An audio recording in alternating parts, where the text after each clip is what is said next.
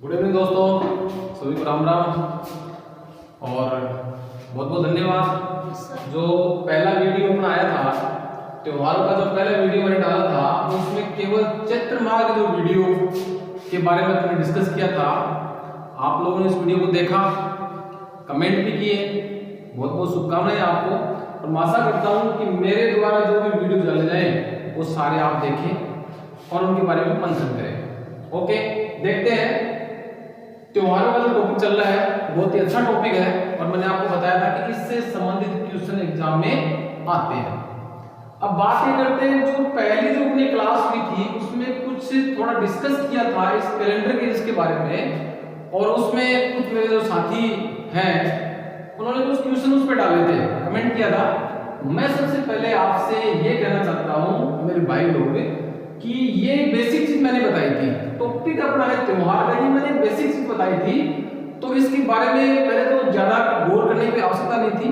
फिर भी इसका एक मेन टॉपिक है, बहुत बड़ा टॉपिक है, फिर भी चलो आपने क्वेश्चन पूछ ही लिए तो बता देता हूँ। आपने क्वेश्चन किया था कि ये कैलेंडर किस देश का है, ये कैलेंडर किस देश का है, तो हम बात करेंगे कौन से देश का है, इंग्लैंड का है। कौन से देश का है, इंग्लैंड का, इसको ब्रिटेन के नाम से भी जानते हैं। और इसका प्रारंभ, और दूसरा जो क्वेश्चन एक था कि इसका आरंभ किसकी देन है, ये कैलेंडर किसकी देन है, तो हम बात करेंगे कि पोप ग्रीगरी, किसकी देन है, पोप ग्रीगरी। इसका आरंभ करता है वो पोप ग्रीगरी है। तीसरा जो क्वेश्चन आपका था कि इसको अंतरराष्ट्रीय कैलेंडर की मान्यता क्यों है, इसको अंतरराष्ट्रीय कैलेंडर क्यों कहा जाता है, तो मेरे भाई मैं आपको बताना चाहता हूं कि सबसे पहले आपको एक चीज समझनी पड़ेगी। ये जो इंसान था, ये शख्स जो था, वो ईसाई धर्म का बहुत ही महत्वपूर्ण गुरु माना जाता है। और जब इंग्लैंड में एक समय ऐसा आया, उस समय इस ईसाई धर्म का धीरे धीरे पतन होना शुरू हो गया। उस धर्म को बचाने वाला यही शख्स था, उस धर्म को वापस जिंदा करने वाला यही शख्स था। इसने उस धर्म का काफी प्रचार प्रसार किया और तब जाके उस धर्म को वापस जिंदा किया इस शख्स ने।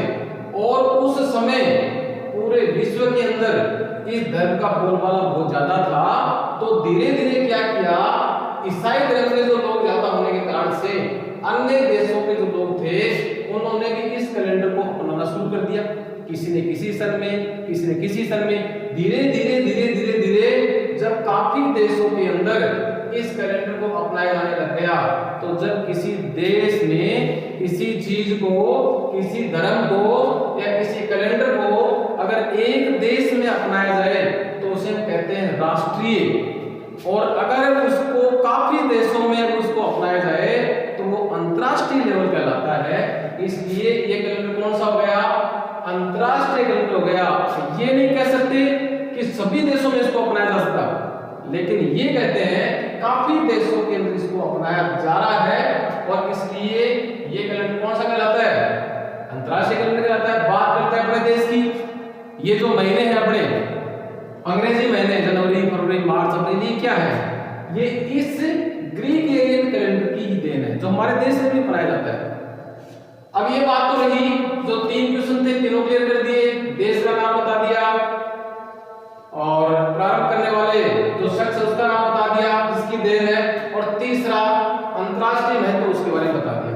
अब बात करते हैं राष्ट्रीय पंचांग, बात करते हैं राष्ट्रीय पंचांग।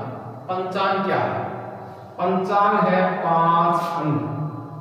पंचांग क्या है, पंचांग है 5 अंग।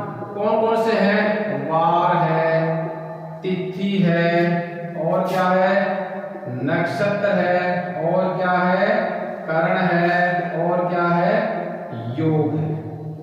ये 5 अंग हैं और इनकी जो डिटेल इस प्रकार से एक तालिका बनी हुई है, एक सारणी बनी हुई है, वो सारणी के अंदर इनके महत्व को दर्शाया जाता है।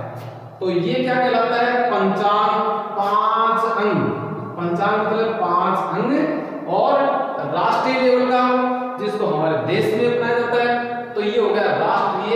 पंचांग, राष्ट्रीय पंचांग यानी हमारा देश का कैलेंडर। अब देखो मैंने आपको कहा था कि ये शक संवत पर आधारित है। क्या कहा था मैंने आपको? शक संवत पर आधारित है। तो देखते हैं ये क्या चीज है, इसके बारे में भी थोड़ा आपको बता देते हैं ताकि आपको समझ में आए। एक चीज हमें देखनी पड़ेगी पहले, ईसा मसीह। ईसा मसीह के बारे में आप सब लोग जानते हैं। और ईसा मसीह का जो काल था, अब देखो सबसे पहले एक बात करते हैं, एक है विक्रम संवत। क्या है?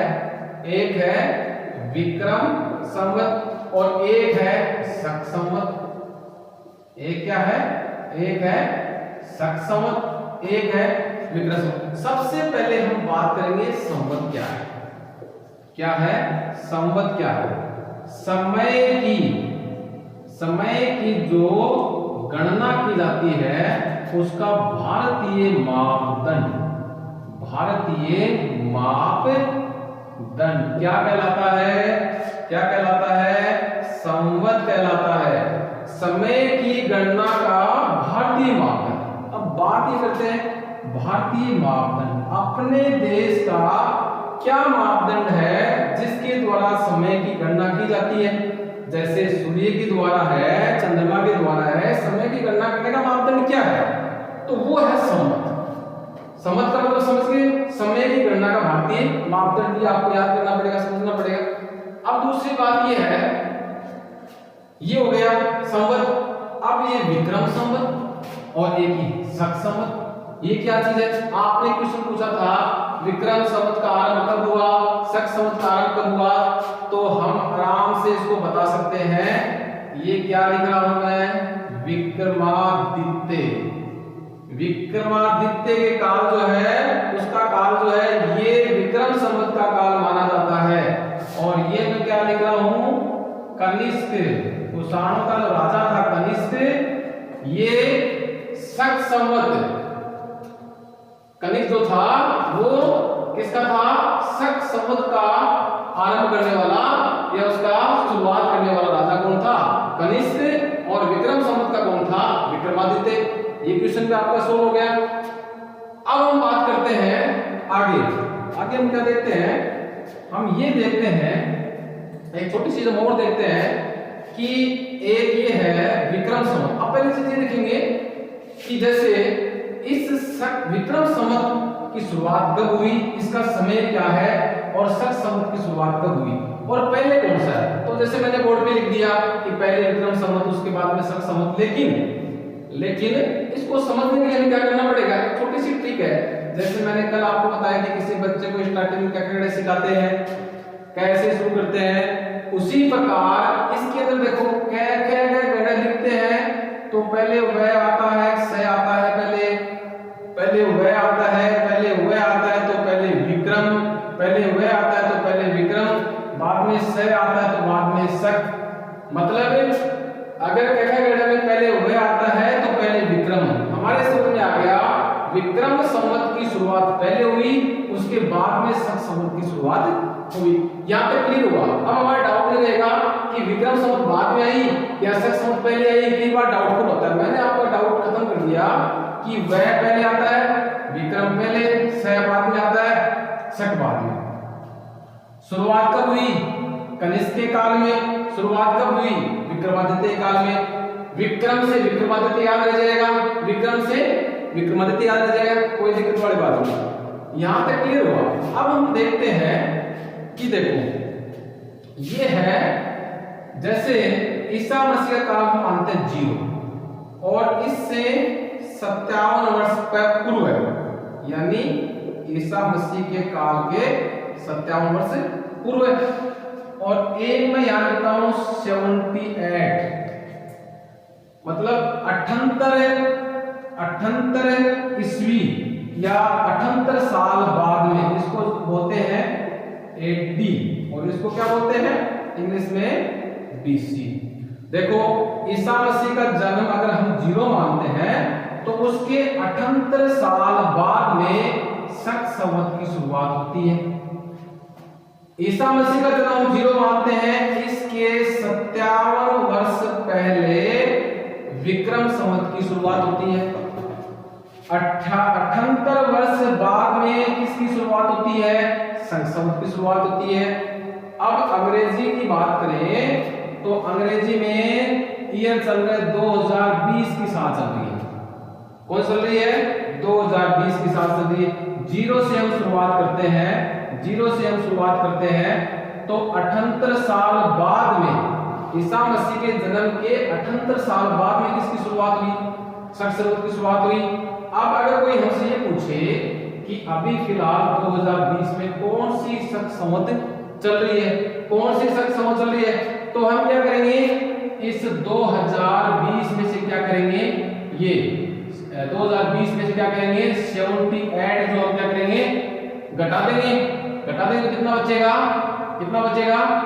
ये बचेगा 1942। कितना बचेगा? 2020 में से 78 अपन लेस करेंगे तो कितना बचेगा? 1942। मतलब 1942 कौन सी चल रही है? संवत चल रही है 1942 में। अगर बात करें विक्रम संवत की तो विक्रम संवत तो पहले रहेगी, कितने साल पहले रहेगी? 57 साल पहले रहेगी। तो इसमें क्या होगा? 2020 में क्या होगा? 57 जुड़ेंगे, प्लस होंगे और कितनी होगी? 2077वीं विक्रम संवत अभी चल रही है। जैसे 21 हो जाएगा तो उसी तरह से बढ़ता चला जाएगा। तो कई बार ये पूछ लेते हैं कि अभी फिलहाल 2020 में कौन सी विक्रम संवत चल रही है? 2077वीं। कौन सी संवत चल रही है? 1942वीं। ये एक नॉर्मल बात है। देखो आरंभ कौन सा देश, अंतरराष्ट्रीय महत्व है, राष्ट्रीय पंचांग क्या, संवत क्या, विक्रम संवत क्या, ये सारी चीजें हमने पढ़ी। जो आपके क्वेश्चन थे वो हमने क्लियर किए। अब दूसरी बात ये है कि हमारा जो मेन टॉपिक है उस पे आते हैं। ये चीजें हमने आपको बताई है। अभी मेन जो टॉपिक था अपना है त्योहार का। त्योहार से संबंधित हम चर्चा कर रहे थे कि हमने एक जो चैत्र माह है उसके बारे में पढ़ लिया था। उसके बारे में हमने जो 10 त्योहार है उसको पढ़ लिया था और एक अच्छी सी ट्रिक थी जिसके बारे में हमने पढ़ लिया था। ट्रिक क्या थी? नव वर्ष पर श्रृंगार करके अशोक का वृक्ष लेकर के राम जी के जन्म पर कौन पहुंचे? हनुमान जी पहुंचे। इसमें कितने त्योहार आ गए? 6 त्योहार आ गए। एक बार थोड़ा रिवाइज कर लेते हैं। बात करते हैं कृष्ण जी की। कृष्ण जी एक भगवान को ही क्यों माने? कोई भी आप खुद अपने आप को ले लो, किसी दोस्त को ले लो, हमें एक कहानी बनानी है और कहानी हमेशा काल्पनिक होती है। हमें हमारे मेमोरी के अंदर उस कहानी को रखना है। जब उस कहानी को हम मेमोरी में रखेंगे तो उससे संबंधित हमारे सवाल कभी भी गलत नहीं होंगे। देखो कृष्ण जी वाला क्या पढ़ा? कृष्ण जी घोड़े पे सवार होकर के शीत ऋतु में, सर्दी में भी, और किसके पास गए? दशा माता के पास गए। किस लिए? कि मेरे को भी वहां जाना है। कहां पे? राम जी का जन्म हुआ है, वहां जाना है। इसके अंदर हमने 10 त्योहार पढ़े थे और वो हमने समझे थे। चलो अब देखते हैं, आगे देखते हैं। उसके बाद में माह आता है। कौन सा आता है? बैसाख। कौन सा माह आता है? हमने पढ़े थे, मैंने आपको बताया था पूरे हिंदी महीने याद होना चाहिए। चैत्र, बैसाख, जेठ, आषाढ़, श्रावण, भाद्रपद, आश्विन, कार्तिक, मार्गशीर्ष, पौष, माघ, फागुन।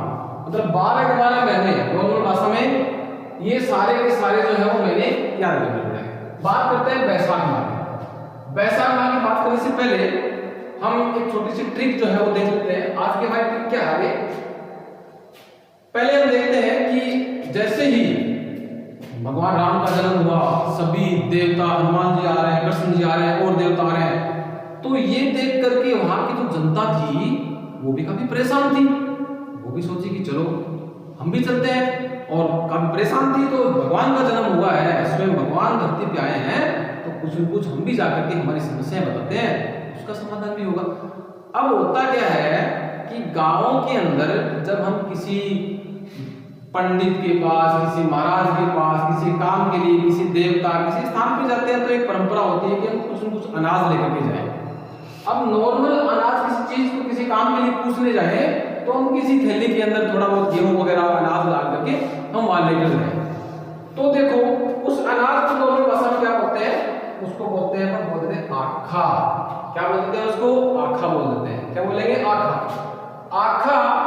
अब वो जो वहां के जो लोग जो थे वो वहां भगवान के पास गए तो आखा लेके गए और आखा ले जा करके वहां रख दिया। अब उनको देखा भगवान ने, देख करके बोले, क्या बोले कि भाई जो भी आपकी समस्या है उसका समाधान हो जाएगा, बेड़ा पार हो जाएगा, आप तो जाओ खुश रहो, जो भी समस्या है उसका समाधान हो जाएगा। अब समस्या क्या थी? अब इस टाइम के अंदर समस्या क्या थी?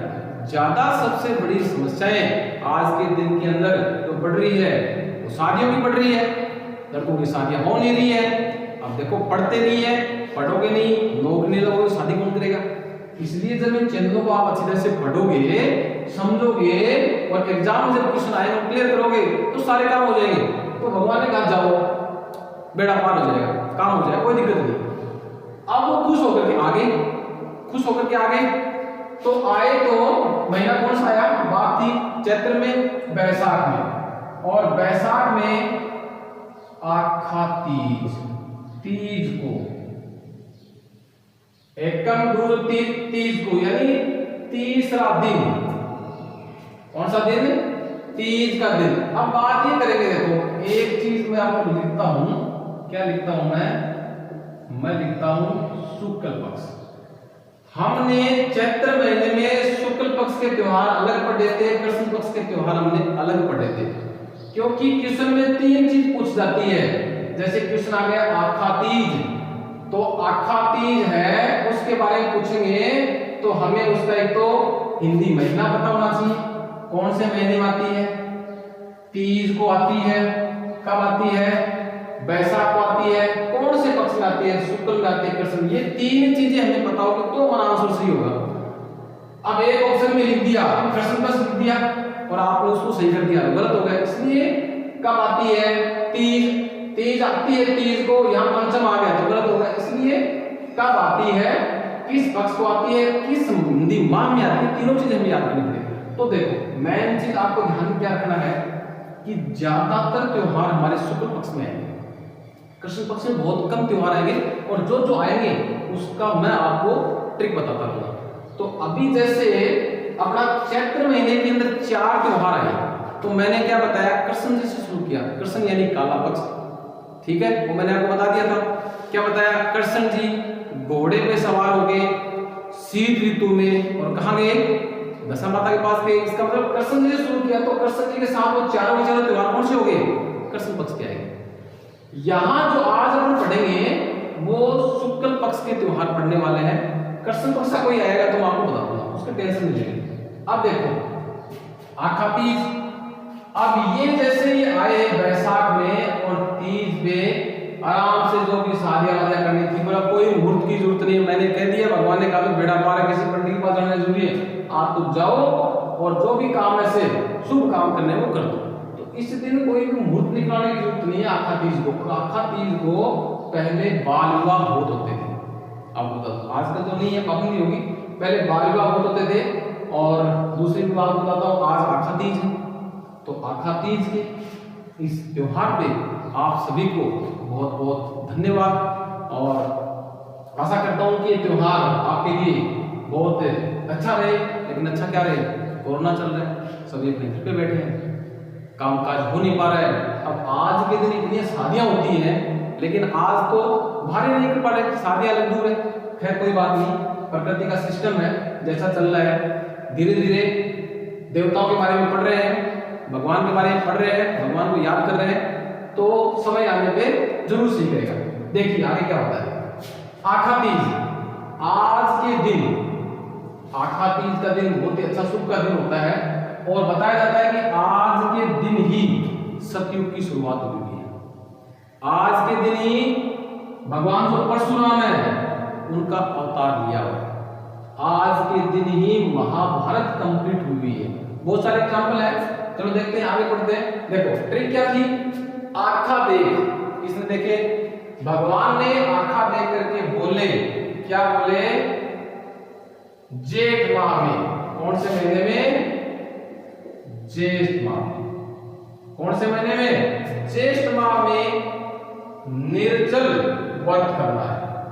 निर्जल व्रत करना है। निर्जल, निर्जल से कौन सा त्योहार बन गया? निर्जला, निर्जला एकादशी। कौन सा त्योहार बन गया? निर्जला एकादशी। और पीपल की पूजा करनी है, तो एक दूसरा त्योहार कौन सा बन गया? कौन सा बन गया? पीपल, पीपल पूर्णिमा। कौन सा बन गया? पीपल पूर्णिमा। देखो ट्रिक से बन रहे हैं। क्या ट्रिक है? आखा देख, आखा, आखा तीज। क्या बोले भगवान? जेठ महीने में, ज्येष्ठ माह में निर्जल व्रत, निर्जला एकादशी, पीपल, पीपल पूर्णिमा की पूजा करनी है कि आप तो जाओ अपना काम करो, शादी वाला जो भी काम हो करो। एक काम करना है, अगले महीने में निर्जला एकादशी का व्रत करना है और जो है जो पीपल है उसे क्या करनी है? पूजा करनी है। बाकी आपका बेड़ा पार है, कोई दिक्कत नहीं। चलो आगे देखते हैं क्या होता है।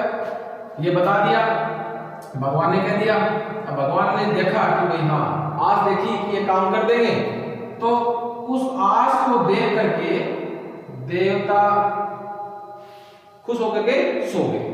देवता क्या हो गए? सो गए। अब आस यानी आषाढ़, आस यानी क्या हुआ? आषाढ़, अगला माह। आस यानी आषाढ़। देवता सो गए तो देव, देव शयनी, देव शयनी एकादशी। कौन सा त्योहार आ गया? देव शयनी एकादशी। और गुरुजी जाग गए। जब देवता सो गए तो गुरुजी को तो जागना पड़ेगा। क्या करना पड़ेगा? गुरुजी को तो जागना पड़ेगा। और गुरु पूर्णिमा आ गई। भाई हो गए, अपने महीने भी आ गए, त्योहार भी आ गए। कितने महीने हो गए आज? 1 महीना, 2 महीना और 3 महीने के मैन त्योहार आ गए। कैसे आए? ट्रिक देखो। आखा देख करके, आखा देखा, आखा तीज। क्या बोले? जेठ महीने में, ज्येष्ठ महीना निर्जल व्रत करना है, निर्जला एकादशी, पीपल की पूजा करनी है, पीपल पूर्णिमा। अगला आस देख करके आषाढ़, देवता सो गए, देवशयनी एकादशी और गुरुजी जागे, गुरु पूर्णिमा। इस ट्रिक से हमारे 5 महत्वपूर्ण त्योहार बन गए। बात ये करनी है त्योहारों में कि किस किस माह में कौन से त्योहार है। दूसरा पॉइंट अपना था कब आते हैं। क्या था? कब आते हैं, कब आते हैं। माह का पता चल गया कब आते हैं। तीज से, तीज को तृतीया को आती है, कोई दिक्कत वाली बात नहीं। एकादशी 1 + 10 मतलब 11 को, मतलब 11 को। पूर्णिमा मैंने आपको शुरू वाले दिन बताया था, शुक्ल पक्ष का 15वां दिन क्या कहलाता है? पूर्णिमा कहलाता है। हो गया। फिर आषाढ़ में देवशयनी एकादशी, एकादशी मतलब 11 होगी। फिर पूर्णिमा, फिर पूर्णिमा क्या बताया था? शुक्ल पक्ष का 15वां दिन क्या कहलाता है? पूर्णिमा कहलाता है। ये हमारे कब का जवाब आ गया। कैसे, कैसे की बात करते हैं तो सबसे पहले आखा तीज के बारे में मैं बता चुका हूं। निर्जला एकादशी 11 को सूर्य उदय होने के बाद में और 12 के सूर्य उदय होने से पहले न तो कोई अन्न खाना है और न ही क्या पीना है, न तो अन्न खाना है और न ही जल पीना है। निर्जल, बिना जल के। तो जल ही नहीं है तो अन्न का तो मतलब ही नहीं है। न तो अन्न खाना न जल पीना। कब? 11, कौन से 11 की? जो 11 है उसके सूर्य उदय होने के बाद और अगले दिन जो 12 है उसके सूर्य उदय से पहले। पीपल पूर्णिमा महत्वपूर्ण त्योहार है। पीपल पूर्णिमा, इस दिन भगवान बुद्ध का जन्म हुआ है। भगवान बुद्ध का क्या हुआ इस दिन? इस दिन जन्म हुआ है। और दूसरी बात है, भगवान बुद्ध को ज्ञान भी इसी दिन प्राप्त हुआ है। जन्म भी हुआ और ज्ञान भी इसी दिन प्राप्त हुआ है। पीपल पूर्णिमा। बात करते हैं आगे। आषाढ़, आस पर देव सो गए। अब देवों ने आशीर्वाद दे दिया कि मैं आराम से काम करो, कोई पीपल की पूजा करनी है। जब ये हो गए तो उनकी जो आस थी वो पूरी होगी, खुश होकर के क्या हो गए, सो गए। देवशयनी एकादशी, वही 11 देवशयनी मतलब देवता सो गए कितने महीने के लिए, 4 महीने के, मतलब 4 माह तक कोई शुभ कार्य नहीं होंगे। अब जब देवता सो गए तो कल्याण करने वाला कौन बचा, गुरुजी। या तो देवता करेंगे कल्याण या गुरुजी करेंगे, कौन करेगा। और तो गुरुजी को चिंता होगी, गुरुजी को जागना पड़ा, गुरु पूर्णिमा। और यहाँ उस दिन गुरुजी की पूजा वगैरह की जाती है, तो गुरु पूर्णिमा मनाई जाती है, गुरुजी का त्योहार आता है। तो आप भी अपने गुरु हैं उनसे श्रद्धा रखो, और ऐसे कोई त्योहार है उस दिन बिल्कुल उनका सम्मान वगैरह करो। बात देखो क्या पहुंची, बात पहुंची 5 त्योहारों पे। 3 महीने कवर कर लिए। कल 1 महीना था, पहला हिंदी महीना चैत्र, उसके हमने 10 त्योहार पढ़े थे, महत्वपूर्ण महीना था, अच्छी ट्रिक बताई। आज 3 महीने आगे टोटल 5 त्योहार है, छोटी सी ट्रिक है। आखा देख, आखा तीज, कौन बोले, भगवान बोले। जेठ माह में ज्येष्ठ महीना, निर्जल व्रत, निर्जला एकादशी, और पीपल की पूजा करनी, पीपल पूर्णिमा। आज जो थी वो पूरी हुई। उस आज पूरी होने के बाद में, आज यानी आषाढ़, आज पूरी होने के बाद में देवता खुश होकर के सो गए कि 4 महीने में कोई टेंशन वाली बात नहीं है। और जब देव सो गए, गुरुजी को चिंता हुई तो गुरुजी जागे तो गुरु पूर्णिमा। ये हमारे 5 त्योहार है।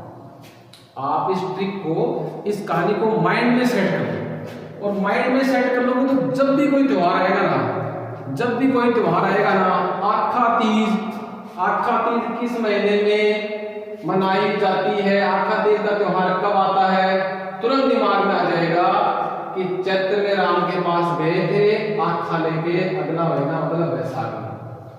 निर्जला एकादशी मतलब व्रत करने की बात कही थी भगवान ने, कब, जेठ महीने में, तुरंत याद आ जाएगा। तो ये चीज है, ट्रिक के आधार पर त्योहार को पढ़ेंगे तो बड़े आसान हो जाएगा, कोई दिक्कत नहीं आएगी। ये जो कहानी जैसे जैसे हमारी चलती जा रही है, इस कहानी के 4 पद हो गए हैं। 2 कल थे, ये तीसरा, ये चौथा। अच्छी कहानी है, देवता से संबंधित कहानी है, कोई ज्यादा याद करने की जरूरत नहीं, आसानी से, मतलब टोटल 12 महीने के त्योहार आपके ऐसे याद हो जाएंगे कि जब भी किसी त्योहार का नाम, गुरु पूर्णिमा तुरंत बताओगे, देवशयनी एकादशी तुरंत बताओगे, कोई भी त्योहार का नाम आएगा आप तुरंत उसका जवाब दोगे। और मैं यही चाहता हूँ कि आने वाले किसी भी एग्जाम के अंदर आपका क्वेश्चन कोई रहना नहीं चाहिए, और जिस दिन आप क्वेश्चन सोल्व करके आओगे उस दिन हमें बहुत बड़ी खुशी होगी। बहुत बहुत धन्यवाद, और आशा करता हूँ कि आप पूरे पैसेंस के साथ मेरे जो वीडियो बनाए जा रहे हैं वो वीडियो आप तो देखें, मंथन करें, और जो कहानी है उसको याद करें, दूसरों को बताएं, लिंक शेयर करें, सब्सक्राइब करें, ताकि और भी जो है स्टूडेंट हैं उन साथियों को क्या है ज्ञान मिल सके और वो भी अच्छी तैयारी कर सके। ओके, अच्छी शुभकामनाओं के साथ आखा तीज के इस शुभ मुहूर्त पे इस रौनक विद्यालय परिवार की ओर से बहुत बहुत हार्दिक शुभकामनाएं। ओके, धन्यवाद, जय श्री राम।